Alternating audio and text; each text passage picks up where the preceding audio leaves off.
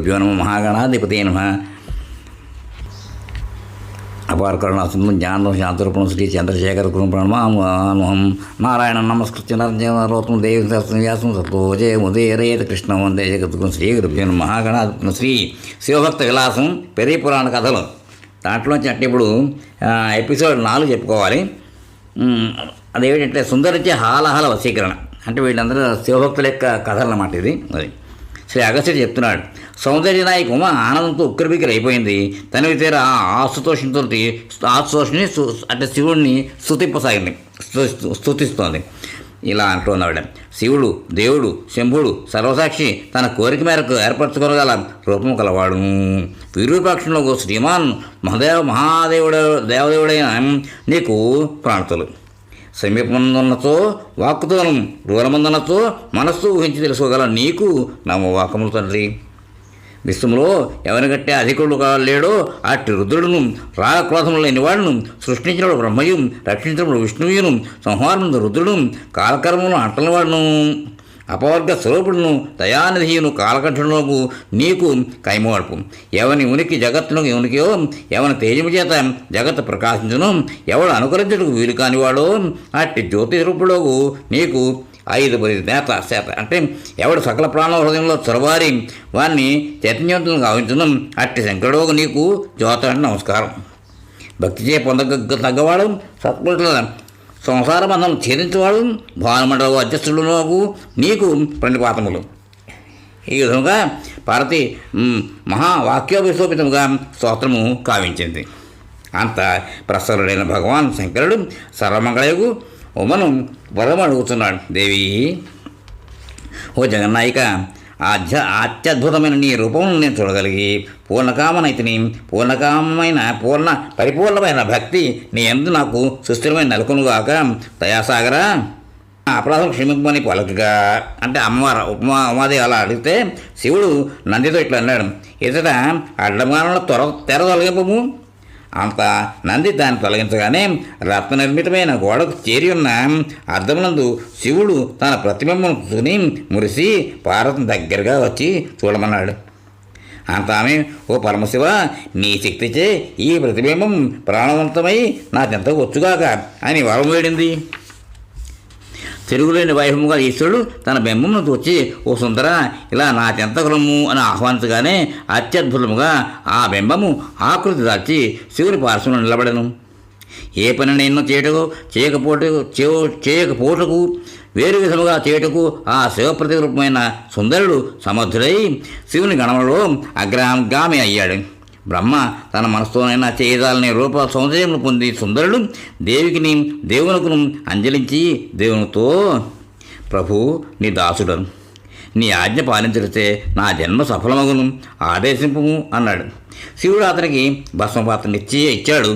సుందరుడు దాన్ని పట్టుకోగా శివుడు అందులో భస్మం తీసి ధరించి భక్తవత్సరుడై తన శక్తులను అతనికి అనుగ్రహించాడు. అనుదినము సంధ్యాతాండవ లీలలు మగుతూ ఉండగా విరబోసుకున్న జటాలతో శివుడు అలసి సుందరిని మూపుపై తన భారమును మూపుతూ ఉండేవాడు. ఒక్కోసారి గణనాథులకు నంది మొదలైన వారిని పిలుచుతూ పనిలో సుందరుని పేరును శివుడు 2 సార్లు ఉచ్చరిస్తాడు. సుందరుడంత పార్వతితో, శివోహం, నేను శివుడును అని ధన్యుడై పలుకగా శివుడు ఆమోదమును తెలుపుతూ, సుందరోస్మి, నేను సుందరునైతిని అంటాడు. అతనికి తన వేషమును ధరింపజేస్తాడు. కాలికి సర్పనోపరమును తొలగి కటిమండములపై గజాజనమును కట్టి చేత లేడి నుంచి కంఠమున ఎముకలను చేసి చెవికి సర్పకొండమును అమర్చి శిరమున కపర్థమును దానిపై జాబిల్లి రేఖను పేర్చి వృద్ధ వృషభమును అధిరోహింప చేసి ప్రమదలను అనుసరించగా తిప్పుతాడు. సర్వస్వతంత్రులకు పరమేశ్వరుడు కైలాస శిఖరమునందు సుందరుని తిప్పుతూ తన సేవార్థమై వచ్చిన దేవతలచే అతనికి మొక్కించాడు. కపాలి సుందరిని కపోలరసం ముద్దు పెట్టుకుని, ఓ సుందరుడా, నీవు నిక్కముగా శివుడు అవుతాయ్యా అని ప్రేమరసం ఉప్పొంగట్టు పలికాడు. తండసార్లు వేదాంతములగైన అందని శివుని ప్రతిబింబమే సుందరుడు అని బిరుదు గద్యాలు చదివారు. జగదీశ్వరుడు శివుడు సుందరుని సృష్టిస్థితి లయ తిరోధాన అనుగ్రహములను పంచకృత్యములను నేర్పాడు.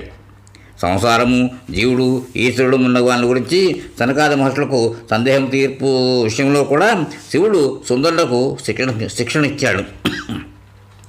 మాటలు వేయేలా ఒక్క పార్వతీమాత మినహా శివ సంపదలన్నిటికీ సుందరుడు ఈశ్వరుడితో సమానాధికారి అయ్యాడు. ఒకసారి దేవదానవులు అమృతం కొరకు మందరమును కవముగా చేసి వాసుకు తాడుగా చేసి ఓషధులను పిండి క్షీర సముద్రము మధించారు. ఇట్లు సురాసురుల చేత సాగరం మదింపబడుతూ ఉండగా రాపిడి సయంపైన వాసుకి సముద్రంలోనికి ఘోరమైన విషము కక్కింది. అది గడ్డగట్టి ప్రళయానలా సన్నిహమై హాలాహలముగా పిలువబడుతూ ముల్లోకము దహింపసాగింది. అట్లు సాగరోద్భవ గరళము సమస్త జీవరాశులను దహింపసాగింది. సురాసురులు దాన్ని విజృంభణను నిరోధించలేకపోయారు. భయంతో వారు చెట్టుకొక్కడు పుట్టకొక్కడుగా పారిపోయారు. ఇంద్రాదిలోక పాలకులు కంటిలో నలుసైపోయారు. బ్రహ్మ భయముతో పరుగు తీశాడు. విష్ణు ఆ వేడిమికి మాడి మరీ నలిపెక్కిన నల్లపూసైపోయినాడు. అగ్నిదేవుడు దాని సెగకు తాళలేకపోయాడు. యముడు దశదిశలా పరిగెత్తాడు. వర్ణుడు అచేతనుడైపోయాడు. కుబేరుడు నిష్క్రమించాడు. కొందరు సముద్రపు ఒడ్డున మూర్చిల్లారు. సమస్త లోకవాసులు కైలాసముందున్న శివుని శరణు వేడారు. అంతా వారి ఆత్మ తీర్చవాలని శివుడు సంకల్పించి సుందరిని ఆదేశించాడు. అతడు కడలి ఒడ్డును చేరి ఆ హాలాహలం అంతటిని ఒక నేరేడు పనంత చేసి చేత బంధించి తిరిగి వచ్చాడు. ఇంద్రనేలమణి శోభతో కూడిన ఆ హలాహలను సుందరుని చేతిలో చూసి సర్వేశ్వరుడు ఆ విషయమును తన సతీమణి చూపి సుందరుడికి హాలాహల సుందరుడు అన్న నామాతలను ఇచ్చాడు. పిదప శివుడు హాలాహలం వేసుకొని సర్వమంగళాది అనుమతితో దాన్ని మెసవగా ఆమె అది హరునికి కంఠాభరణముగా మారింది. ముల్లోకములందరి భూతములు సుందరుని చేతిలో జ్వాలాభీలమగు హాలాహలను ఆలోకించి అతడు సాక్షాత్తు శ్రీ మహేశ్వరుడే అని భావించారు. సుందరుడికి శివుని శాపం. దాన్ని తన పిడికిల్లో బంధించిన సుందరుడు గర్వితుడయ్యాడు. సర్వాత్మ స్వరూపుడైన చంద్రశేఖరుడు అతని గర్వమును గ్రహించి దానికి తగిన పరాభమును ఉచిత సమయంలో చేయదలిచాడు. ఒక సందర్భంలో దేవి యొక్క ముఖ్య పరిచారకులు ఆనందిత, కమలిని అనువారు అంబిక ఉద్యానవనములకు వెళ్ళి పుష్పములు కోయసాగారు. అదే సమయంలో పార్వతీ పరమేశ్వరులు ఏకాంతంలో ఉండుడి చేత సుందరుడు కూడా కైలాస పర్వత స్థానంలో విహరిస్తూ గౌరీ మల్లికోద్యానమునకు చేరుకున్నాడు. నల్లమబ్బుల్లోని విద్యుత్తులత వలె కరిగిన బంగారు ఛాయతో మెరిసిపో దేహంతోనూ మణిమేకలు అందరూ ఉల్లాసంగా మోయేవారు. మణిహారం నడుపు అందరూ కూడా ఇక్కడైతే జాబిలి లావణ్యం కొల్లగొట్టిన పాలబాగు కస్తూరి తిలకం పెద్దుకున్న వాళ్ళు చాలా మంది అందరూ కూడా అనమాట అలంకృతులై వచ్చి అక్కడ చూస్తూ ఉంటే శ్రావణ మేఘంలో శిరోజములు కలవాళ్ళు చరణ శిలోజి పరాగంలో తిలోత్తమును పరాజివారు. ఆయన ఆ ఇరువులు దివ్యాంగులను చూస్తే తలుగా అన్న సుందరుడు అనిర్వచనీయమైన సంభ్రాంత చేతస్కుడై ప్రతిమ వలె నిలబడిపోయాడు. అంత మన్మధుడు తన పూర్వీవైర్యకు శివుని యొక్క ప్రతిరూపమైన సుందరిని ఎంత పగ తీర్చుకున్నట్టుకు తన శర పరంపరల చేత అతని నందమును చంద్రవందర చేశాడు. ఆ పాట వాళ్ళిద్దరు పరిచారకులు ఆనందిత కమలిని వాళ్ళని చూడగానే ఇలా అయిందనమాట. అది అతనికి ఆ శోభ అంత అలా అయింది. ఇక్కడ గర్వ అణచలో అది ప్రారంభమైంది. అక్కడ ఓహో ఏమీ నిర్మాణ నైపుణ్యము, యవ్వను విజృంభణము, ఈ అనిందిత సౌందర్య సన్నాహము వర్ణిపురానివి నిగ్రహించుకొనలేకున్నాను. ఇది కలయా నిజమా మన్మథ మాయ అని ఇలా చాలా మదనపడసాగాడు. ఆ మదన వికారములకు లోనోగా మన్మధుడు వారిని కూడా తన పంచశరాఘాతను గురి చేశాడు. వారిరువురు ఒకవైపున సుందరుడు మరోవైపున అనుజ్ఞను పొలకరింప చేసుకుని శరీరమంతను పొట్ట తప్పిన స్థితిని అనుభవించారు. వారు ఏం చేస్తున్నారో చేయట్లేదో వారికే తెలియదు. నిట్టూర్పుల వేడికి వాడిపోతూ మన్మథ వ్యధను అనుభవించారు. అటు ఆ ఇద్దరు వాళ్ళు చిరగెత్తులు, ఇతను కూడా అనమాట సుందరుడును. ఆ సుందరీమణులు ఆనందిత కమలిని గౌరీ సమీపంలో మరలి వెళ్ళారు. సుందరుడు కూడా పరమేశ్వరుని చేరుకున్నాడు. కానీ అతని ఉనికిలో పరిపూర్ణమైన మదన జ్వరతాపము స్పష్టంగా గోచరించుతున్నది. అట్టి కళావిహీనమైన సుందరిని చూచి సర్వజ్ఞుడైన మహేశ్వరుడు నంది మొదలు గణనాయకులు వినుచుండగా ముఖమును పెడసలముగా పెట్టి ఏసరించినట్టు సులభంతో ఇట్లన్నాడు. నిర్జితేంద్రియులు కామక్రోధ వర్జితులైన మహామునిదులు కూడా దుర్లభమైన నా స్థానం పొందిన ఇప్పుడు చేస్తున్న వికాచాస్తులు ఎట్టివి? సిగ్గు సిగ్గు కైవల్యము కరతలామలకు కాగల కైలాసముల నుండి నీవు కామమును కోసిపడి అతని చేత కీలుబము అయ్యావు. కావున ఈ ఫలము నీవు అనుభవించి తీరవలను.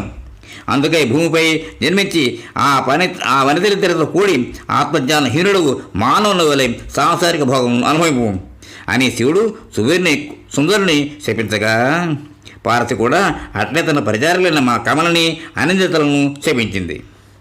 వజ్రపాతం వంటి రుద్రశాపమైన సుందరుడు సదాశివపాదాకాంతుడై ఓ పరమేశ్వర, దయాసాగర, భక్తులుగా అభయంకర మహాదేవ, నా తప్పులను సహించి ప్రసన్నలోక కలి ప్రభావం చేత దూషితమైన భూమి మీద నేను జన్మించదనగా పశువులే నిన్ను మచ్చడే కదా.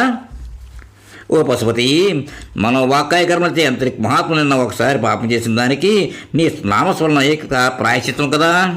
ఓ చంద్రమౌళి, నీ అమోఘ సంకల్పంచే నేను